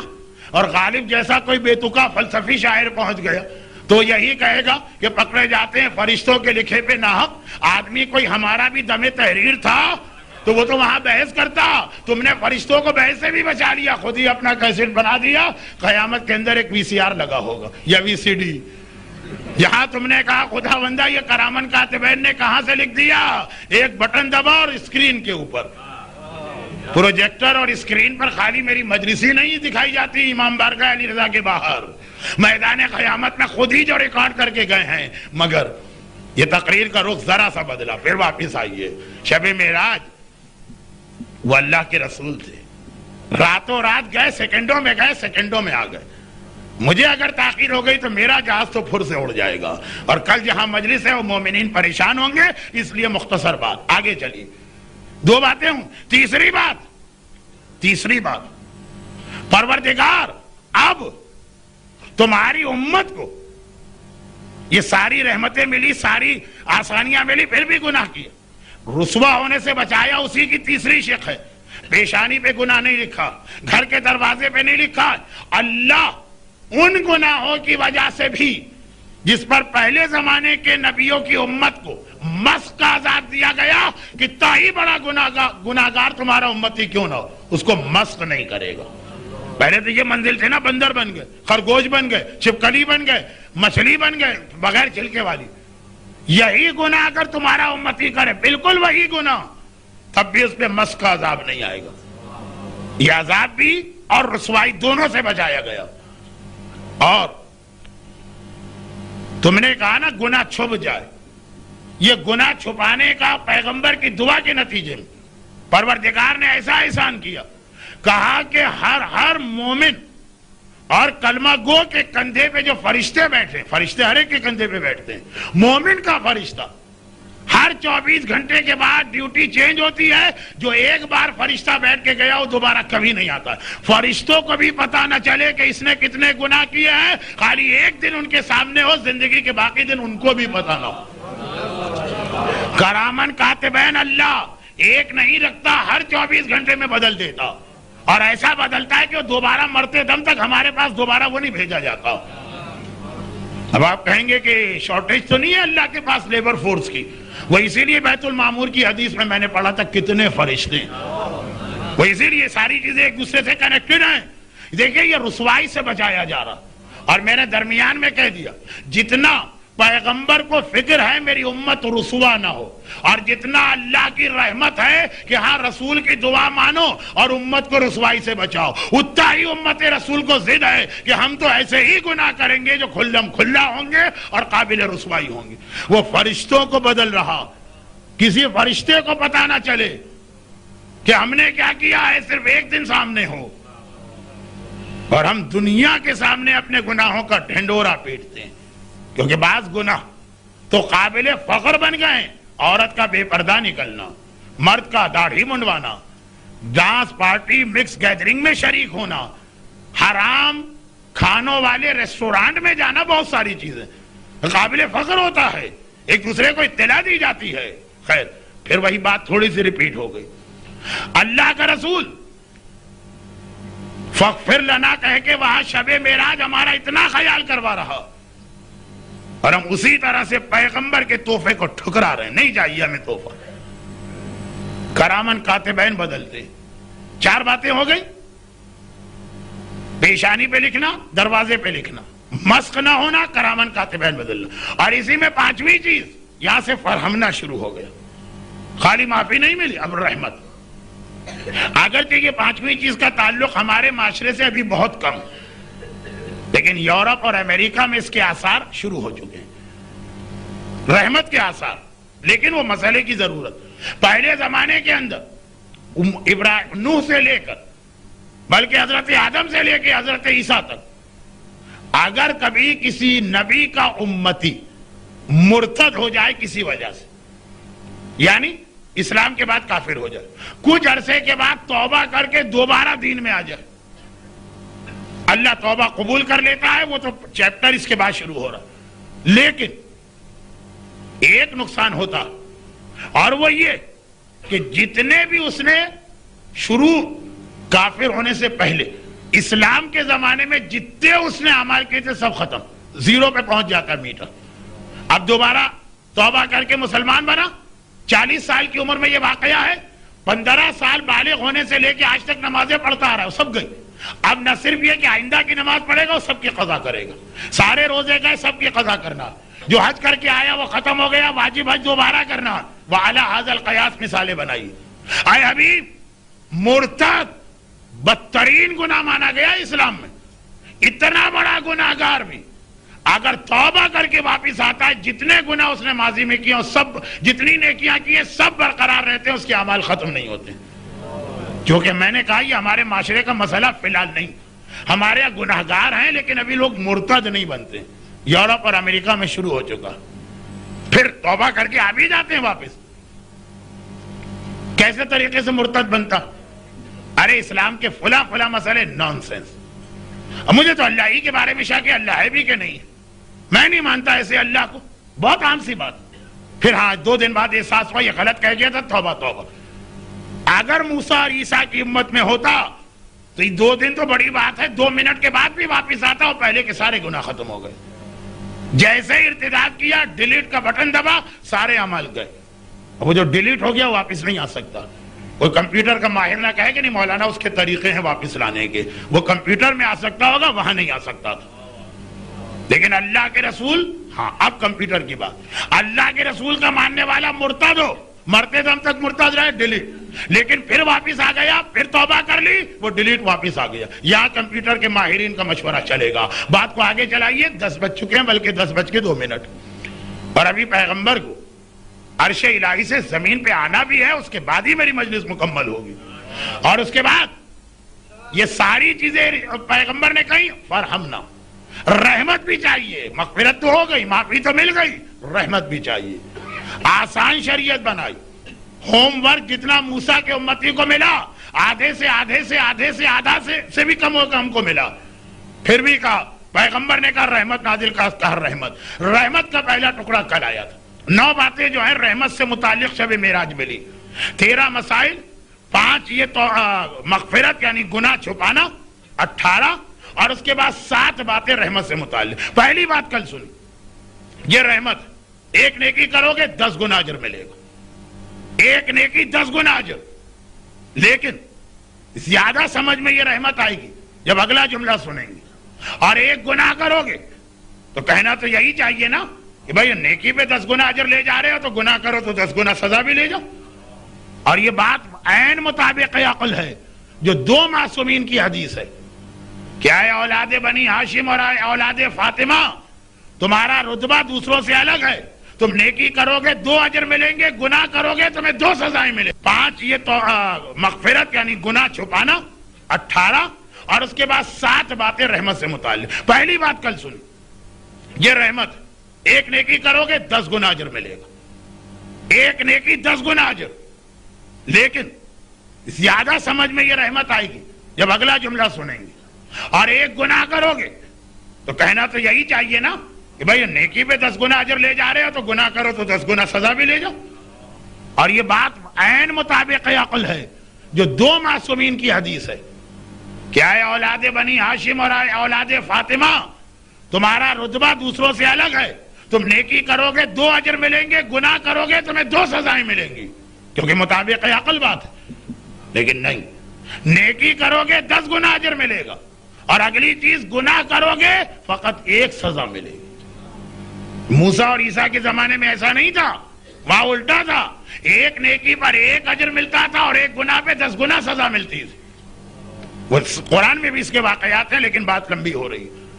سنو, تیسری چیز, یہ رحمت, اب آخر میں رحمت نازل ہو رہی ہے شرع اتنی سہولتیں دینے کے بعد. اگر کسی نے نیکی کا خیال کیا کہ بھئی آج صبح اٹھ کر 4:30 بجے نماز شب بھی پڑھ لیں گے, ابھی نہیں اٹھا, نہیں کی وہ نیکی. کہا کہ خالی نیکی کا خیال کرنے پر 1 نیکی کا ثواب نامہ اعمال میں آ گیا, پڑھ لیتے تو 10 گنا اجر تھا. خالی خیال کیا, وہ خیال کیا نیکی کا, یہ خود نیکی بن کے تمہارے نامہ اعمال کو ثواب سے نورانی کر گئی. لیکن تم نے یہ ارادہ کیا کہ آج فلاں فعل حرام کرنا, نیکی کا خیال کیا, ثواب مل گیا. اس جمعرات کو مثلا کل ہے جمعرات, روزہ رکھنا, صبح کے وقت پسر گئے کہ بھائی کون روزہ رکھے, 1 ثواب مل گیا خالی نیت کرنے پر. پھر نہیں عمل کیا تب بھی وہ 10 گنا ثواب نہ ملے, 1 گنا. ارادہ تھا بھائی مولانا کی مجلس اس زیادہ ہی نیکی نیکی نیکی ہو گئی, اب اسے بیلنس کرنے کے لیے جا کے گانے کا کیسٹ سنیں, بیلنس ہو جائے نا. کوئی چیز بھی اگر حد سے زیادہ ہو جائے تو نقصان دہ اثرات. یہ ارادہ کیا, گئے, موڈ نہیں ہوا, نیند آ گئی, سو گئے. ایسا بھی نہیں کہ تو اللہ کو یاد کر کے 1 گناہ چھوڑ دیا, نہیں, گناہ کا ارادہ کیا, گناہ نہیں کیا. تو نیکی کا ارادہ کیا, 1 ثواب آ گیا. گناہ کا ارادہ کیا, کوئی عذاب نہیں آیا, بلکہ گناہ کا ارادہ کیا اور اس کے بعد خدا کے خوف سے گناہ نہیں کیا. اس کے اوپر اللہ نے 1 نیکی دے دی. دیکھیں, گناہ کا ارادہ کیا تھا شراب پینا ہے, اور پھر شراب چھوڑ دی کہ اسلام میں حرام ہے, اس پہ 1 ثواب مل گیا. البتہ اسے غلط استعمال نہ کریں. یا آپ کہیں تو روزانہ 10 گناہوں کا پہلے ارادہ کیا کریں گے, اس کے بعد گناہ نہیں کریں گے تو 10 ثواب مل جائیں گے, اور کھیل نہیں ہونا چاہیے. لیکن روایت اب آخری مرحلے میں آ گئی. اس کے بعد فرمایا کئی نیکیاں ایسی بنائی گئی ہیں کہ نیکی کیے جاؤ, کئی نیکیاں, ہر نیکی کا ثواب تو 10 گنا, ہر نیکی کا خیال 1 ثواب دے دیتا. لیکن کئی نیکیاں ایسی بنائی گئی ہیں کہ خالی یہ نیکیاں کیے جاؤ, یہ نیکیاں گناہوں کو خود بخود ختم کرتی چلی جاتی ہیں.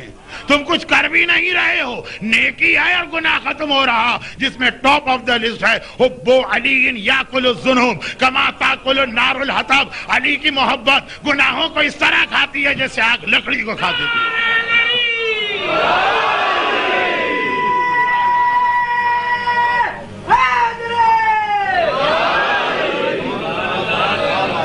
اور پھر آخری اور 25واں تحفہ, 24واں اور 25واں تحفہ. 24واں تحفہ, ما قبل کی امت کا گناہگار کتنے ہی گناہ کیے, 1 کیا کہ 1000 کیے, اصول 1 تھا, توبہ فوراً قبول نہیں ہوگی. 100 سال کے بعد, جب عمریں بہت زیادہ تھی, یا 70 سال بعد 1 گناہ, فجر کی نماز قضا ہو گئی.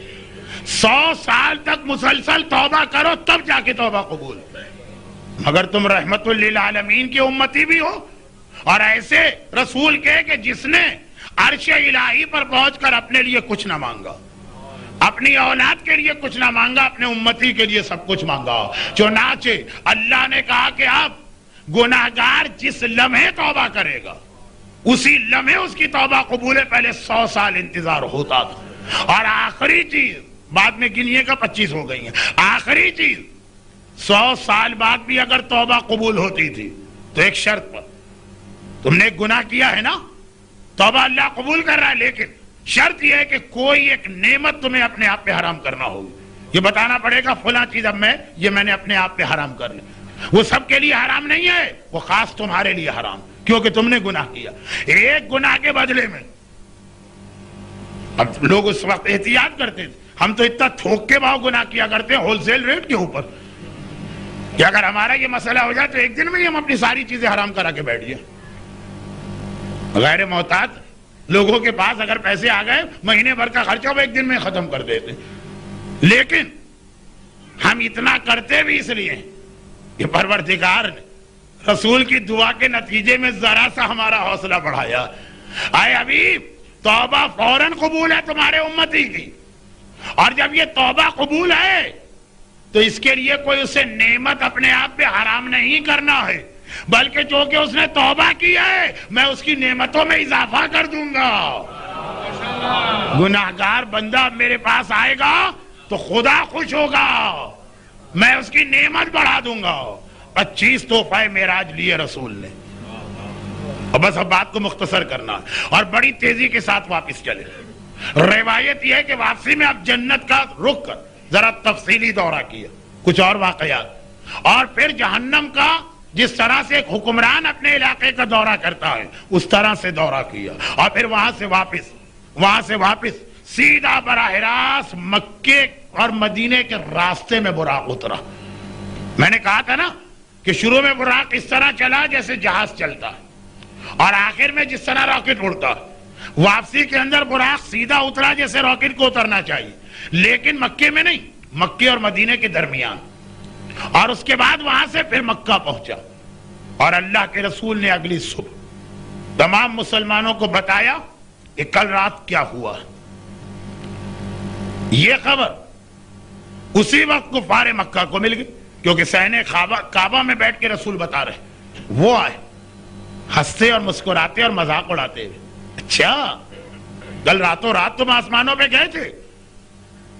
اچھا، چونکہ مکے والوں کے تجارتی قافلے اکثر شام جاتے تھے، تم بیت المقدس بھی گئے تھے؟ ابو جہل نے کہا آسمانوں کے بارے میں تو ہم کچھ پوچھ ہی نہیں سکتے ان سے، کیونکہ آسمان پہ تو ہم نے کبھی دیکھا ہی نہیں، تو کیا پوچھے؟ جو بھی یہ کہہ دیں گے ہم کیسے کہیں بیت المقدس میں نے دیکھا، میں تجارتی قافلوں میں گیا ہوں. اے محمد اتنا بتاؤ وہاں کتنے ستون ہیں، وہاں کتنی محرابیں، وہاں کتنے یہ بلب یا قندیلیں لٹک رہی، ایک ایک تفصیل پوچھ رہا. اور اللہ کا رسول جب بتا رہا تو جتنا بھی مجمع کافروں کا جو تجارتی قافلوں میں 40 100 دفعہ گئے تھے، بول بھی کچھ نہیں رہے، تردید بھی نہیں کر سکتے. اور پیغمبر نے کہا سنو ایک بات، تمہارا ایک تجارتی قافلہ اس وقت شام سے آ رہا ہے مکے کے قریب، وہ راستے میں رک گیا. ابو جہل نے گھبرا کے کہا ہاں ایک قافلہ تھا جسے کل پہنچنا چاہیے تھا، ہم پریشان ہیں، وہ کہاں چلا گیا؟ کہا سنو، وہ رکا ہوا تھا بیچ میں، کیونکہ قافلے کا ایک اونٹ کھو گیا تھا، اور اس میں سامان تجارت لدا، اس کی تلاش ہو رہی تھی، وہ پریشان تھے. اور سنو، تمہارے قافلے میں ایک جگہ، دیکھیں یہ ثبوت دینے کے لیے رسول نے کہا، پانی کا ایک برتن بھرا تھا، میں نے تھوڑا پانی اس میں سے پیا اور باقی پانی کو الٹا دیا.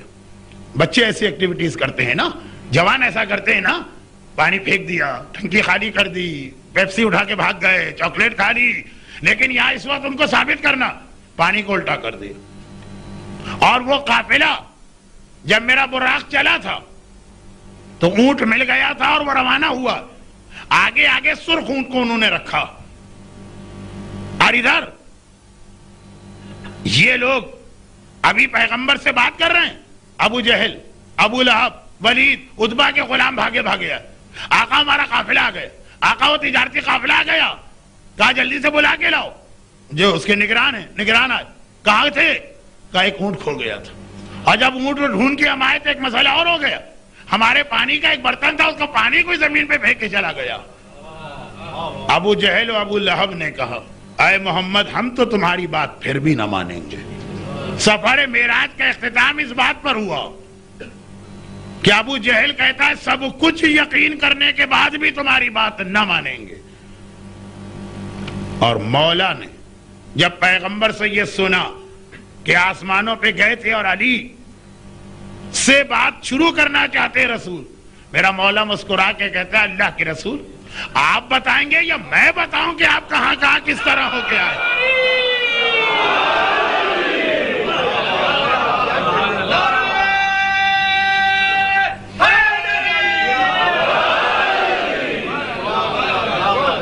وہ ابو جہل ہے کہ ساری دلیلوں کے بعد بھی یہ کہتا ہے مجھے یقین نہیں ہے. اور یہ علی ہے کہ اس زمین پر ہے مگر اس طرح سے ایک ایک مشاہدہ معراج کر رہا. مجھے ضرورت نہیں ہے بتانے کی کہ کیا ہوا، مجھے ایک ایک چیز معلوم، ایک ایک چیز. تقریباً اسی سے ملتا جلتا جملہ. کل مسائل بہت تفصیلی بیان ہو گیا ہے، آج بہت ہی مختصر رہیں گے مسائل. اسی سے ملتا جلتا جملہ. علی نے کہا نا کہ اللہ کے رسول مجھے نہیں بتائیے، بلکہ آپ کہیے تو میں بتاؤں کہ آپ کہاں کہاں گئے، کیا کیا دیکھا. ہر منزل پہ علی آپ کے ساتھ. اسی سے ملتا جلتا جملہ. فاطمہ نے اپنی بیٹی زینب سے کہا تھا، جب زینب ماں کو بتانا چاہتی تھی اماں مجھ پہ کیا گزری ہے، یہ تقریباً یہی جملہ تھا، بیٹی تمہیں ضرورت نہیں ہے کہ مجھے بتاؤ کہ کیا کیا ہوا، میں ہر منزل پہ تمہارے ساتھ تھی. جب پانی بند ہوا تو اس وقت بھی زہرا کربلا میں تھی. جب بچے علتش پیاس سے تڑپ رہے تھے تب بھی زہرا تمہارے ساتھ تھی. جب قاسم کا بدن ٹکڑے ٹکڑے ہوا، جب اکبر کے کلیجے میں برچی کا پھل اترا، جب عباس کے بازو قلم ہوئے، جب اصغر کا ننھا سا گلا چھدا، جب زینب کے ماجائے کا سر کاٹ کے نو کے نیزہ پہ بلند کیا گیا، کوئی ضرورت نہیں ہے مجھے بتانے کی زینب میں ہر جگہ تمہارے ساتھ ہوں اور آخری منزل تک ساتھ رہوں گی. یہ کب کہا زہرا نے؟ بس یہ دو جملے مصائب کی اور بات ختم. اہل بیت شام پہنچ گئے اور سکینہ کو کھو بیٹھے. سکینہ کو کھو بیٹھے. یہی وجہ تھی کہ جب رہائی ملی تھی اور قافلہ چلا تھا رہائی کے بعد، زینب نے کہا تھا سجاد میری سواری کو زندان شام کی طرف سے لے جانا، اور سواری کا رخ پھیرا گیا. اب یہ قید خانہ نظر آیا اور زینب اونٹ سے اتر کے سیدھی گئی، ننھی سی قبر سکینہ پہ ہاتھ رکھا. قبیرہ سکینہ تیری پھوپھی تجھ سے بڑی شرمندہ ہے، کربلا سے لائی تھی یہاں اکیلا چھوڑ کے جا رہی ہے، لیکن یہ تیری پھوپھی کا وعدہ ہے کہ زینب پلٹ کے شام آئے گی اور قیامت تک اپنی بچی کے ساتھ رہے گی. اللہ آپ کو شام لے جائے. اور کتنے لوگ جا چکے ہیں وہاں زندان شام میں. وہ ننھی سی قبر بھی ہے اور زینب کا وعدہ بھی پورا، زینب بھی اسی شام میں. لیکن کل جو مصائب تھے آج اس کے بعد کی منزل ہے. ابھی سکینہ کی شہادت کے بعد بھی سیدانیوں کو اس قید خانے میں کئی مہینے اور رہنا ہے. کبھی خدا آپ کو گرمیوں میں شام لے جائے تو اتنی شدید دھوپ، لو اور سورج کی تپش کہ آپ کچھ سائے میں بھی نہیں کھڑے رہ سکتے، دھوپ تو دور کی بات. اور اگر اللہ کبھی سردیوں میں آپ کو لے جائے، وہ برف، وہ سردی، پتہ نہیں کتنے ہیٹر اور کتنے کمبل اوڑھ کے بھی آپ کو شاید آرام نہ ملے. اور سوچئے گا کہ جس قید خانے میں 1 سال زینب اپنے بچوں کو لے کر رہی، وہاں کوئی چھت نہ تھی. چاہے گرمیوں کا سورج چمکے، چاہے سردیوں کی برف پڑے، زینب اور زینب کے بچے وہاں. ارے کمبل تو چھوڑیے، کوئی لباس بھی دوسرا نہ ملا. یہی وجہ ہے کہ کربلا میں جس کرتے کو پہن کے سکینہ آئی وہ جل بھی چکا ہے، اس میں سکینہ کے بدن کا خون بھی لگا ہے، مگر وہی سکینہ کا کفن بنا ہے. ایک دن قید خانے کا دروغہ یا نگران دوڑا آیا، فرزند رسول، میں پہلے آپ کو نہیں جانتا تھا، جب سے آپ کی معرفت ہوئی ہے جتنے میرے اختیار ہیں اتنی میں نے آپ کو سہولت تو دی ہے.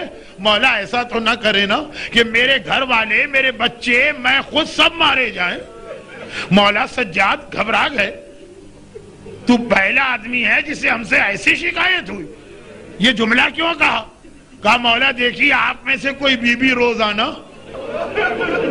قید خانے سے نکل کے باہر آ کے بیٹھتی ہیں رات کے وقت اور ساری رات ماتم کرتی ہیں. اگر یزید کو پتا چل گیا کہ میں نے اتنی چھوٹ دی ہے میں مارا جاؤں گا. میرے مولا نے کہا ایک بات بتا، ہر شام کو تو اپنے ہاتھ سے قید خانے کا دروازہ بند کر کے جاتا ہے، صبح کو اپنے ہاتھ سے آ کے قفل کھولتا ہے نا، بند نظر آتا ہے، تو ہم میں سے کوئی کیسے باہر نکلے گا؟ اب وہ چکرا گیا. کہا مولا فرزند رسول یہ تو آپ صحیح کہہ رہے ہیں. مولا سجاد نے کہا تو تجھے یہ دھوکہ کیسے ہوا کہ ہم میں سے کوئی گیا؟ کہا کہ یہ اس لیے کہ لباس بھی ویسا ہی ہے اور بین بھی وہی ہے. کبھی کہتی ہے ہائے میرا حسین، کبھی کہتی ہے ہائے میرا اکبر، کبھی کہتی ہے ہائے میرا اصغر. فریاد بھی وہی ہے، نوحہ بھی وہی ہے. میرے مولا نے کہا اچھا آج رات کو جب وہ بی بی نظر آئے تو مجھے بلا لینا. واپس قید خانے کے اندر آئے. زینب عصر عاشور سے سجاد کی محافظ بنی ہے. گھبرا کے کہا اتنی دیر قید خانے کے دروغہ نے کیا بات کی ہے؟ بیٹا خیریت تو ہے؟ کہا پھوپھی اماں وہ یہ شکایت کر رہا ہے، سجاد علم غیب رکھتا ہے. زینب گھبرا کے کہتی ہے سجاد اگر یہ بلانے آئے تو مجھے بھی لے کے چلنا، میں دیکھوں تو صحیح وہ بی بی کون ہیں، میں جا کے ان کا شکریہ تو ادا کروں.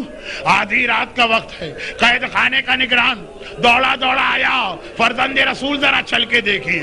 اور ایک بار سجاد نے کہا پھوپھی اماں آئیے میرے ساتھ چلیں. قید خانے سے باہر آئے، دیکھا کہ باہر کی سڑک پہ ایک سیاہ پوش معظمہ بیٹھی ہیں. ہائے میرا گھرانہ، ہائے میرا لٹا ہوا خاندان، ارے میرا اصغر بیٹا.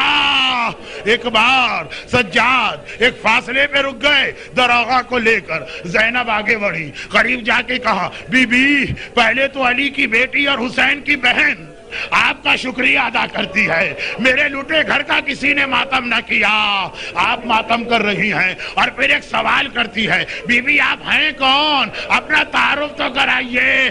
ارے بس ایک مرتبہ. معظمہ نے چہرے سے نقاب ہٹائی. زینب بیٹی ارے میں تیری ماں فاطمہ ہوں. زینب نے فریاد کی اماں ارے میرا قاسم مارا گیا، ارے میرا اکبر مارا گیا. فاطمہ نے روک دیا. زینب مجھے نہ بتا، میں ہر منزل پہ تیرے ساتھ تھی اور گھبرانا نہیں، مدینے جانے تک تیری ہر مصیبت میں تیری ماں تیرے ساتھ رہے گی. الا ولعنۃ اللہ علی اعدائہم اجمعین. پروردگارا ام المصائب شریکۃ الحسین کے مصائب میں، ام المصائب شریکۃ الحسین زینب کبریٰ کے مصائب میں زینب کا ساتھ دینے والی زینب کی دکھیاری ماں فاطمہ زہرا کا واسطہ ہمارے آنسوؤں کو اتنا قیمتی بنا لے کہ رومال زہرا میں جمع ہو کر قیامت کے دن ہماری شفاعت کا ذریعہ بنے. اور اس دنیا میں ان آنسوؤں کی طفیل ہماری ساری حاجتیں، ہماری ساری دعائیں قبول فرما. وہ بچی جو کھو گئی تھی اور آپ نے مسلسل 3 دن دعا کی، الحمدللہ وہ مل گئی ہے. یہ خود اس بات کی دلیل ہے کہ یہ صف ازا کی دعا کتنی طاقتور ہے. پروردگارہ جتنے مومنین اور مومنات یہاں بیٹھے ہوئے ہیں ان کے دلوں کی جتنی دعائیں قبول فرما. بے روزگاروں کو برسر روزگار فرما، جن کے روزگار لگے بندھے ہیں ان کے اس روزگار میں استحکام اور دوام عطا فرما. خداوندہ ہم میں سے ہر ایک کو دنیا اور آخرت کی ہر پریشانی سے محفوظ فرما. ہمارے تمام مرحومین کی مغفرت فرما. خداوندہ کسی صاحب اولاد کو اولاد کی کوئی مصیبت و پریشانی نہ دکھا. پروردگارہ ہم سب کو سیرت اہل بیت پہ چلنے کی توفیق عطا فرما. خداوندہ امام بارگاہ علی رضا شارجہ جہاں مسلسل یہ صف ازا بچھی رہتی ہے، اس پر ان بیٹھنے والوں کو تا قیام قیامت بلکہ جنت میں بھی عزادار حسین بنا کے داخل فرما. اور پروردگارہ ان تمام مظالم کے انتقام کے لیے امام زمانہ کے ظہور میں تعجیل فرما. رحمتک یا ارحم الراحمین. وصلی اللہ علی محمد و